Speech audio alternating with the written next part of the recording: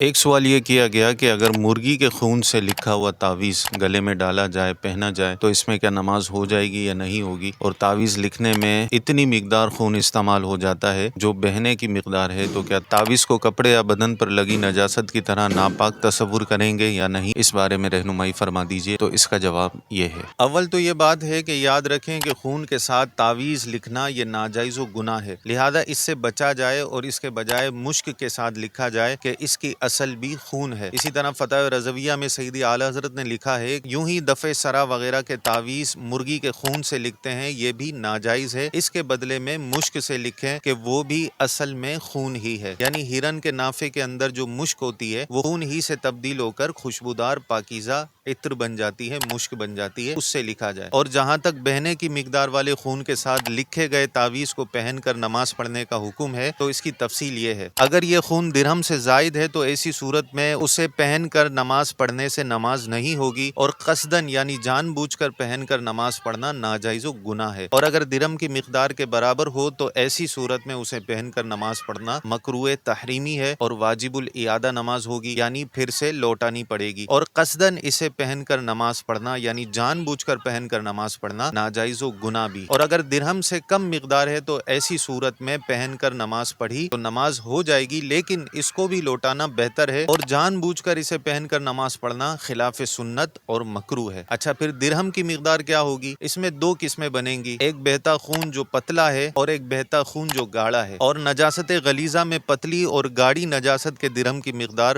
مختلف ہوا کرتی ہے، لہذا اس لحاظ سے پتلے اور گاڑھے خون کی مقدار بھی مختلف ہوگی۔ اس کی تفصیل اس طرح ہوگی، اگر خون پتلا ہے یعنی سوکھنے کے بعد کاغذ وغیرہ پر اس کا ابھرا ہوا جسم محسوس نہیں ہوتا تو وہ نجاست پتلی نجاست ہے، تو اس میں درہم کی مقدار سے مراد پوری ہتھیلی کے پھیلاؤ کے برابر ہونا ہے، یعنی ہتھیلی خوب ہم پھیلا دیں اور اس کو ہموار کر دیں اور اس پر آہستہ سے اتنا پانی ڈالیں کہ اس سے زائد پانی نہ ٹھہر سکے، اتنا بڑا درہم سمجھا جائے۔ بس پتلا خون اگر ہتھیلی کے اس پھیلاؤ کے برابر ہے تو وہ درہم کے برابر ہے، اس سے زیادہ ہے تو درہم سے زیادہ ہے، اور اس سے کم ہے تو درہم سے کم شمار کیا جائے گا۔ گاڑھا خون ہے یعنی سوکھ جانے کے بعد کاغذ وغیرہ پر اس کا ابھرا ہوا جسم محسوس ہوتا ہے، اس میں درہم کی مقدار سے مراد 4.5 ماشے وزن ہے۔ بس گاڑھا خون اگر 4.5 ماشے وزن کا ہو تو وہ درہم کے برابر، اور اگر اس سے زائد ہو تو وہ درہم سے زائد، اور اس سے کم ہو تو وہ درہم سے کم تصور کیا جائے گا۔ اس تفصیل کے مطابق دیکھ لیا جائے کہ جس خون سے تعویذ لکھا جا رہا ہے وہ پتلا ہے یا گاڑھا ہے، جیسا ہو تو پھر اس کا حکم ویسا ہی ہوگا جیسے میں نے آپ کو بیان کیا۔ اللہ تبارک و تعالی ہم سب کو شرعی احکام کو سمجھنے کی توفیق عطا فرمائے،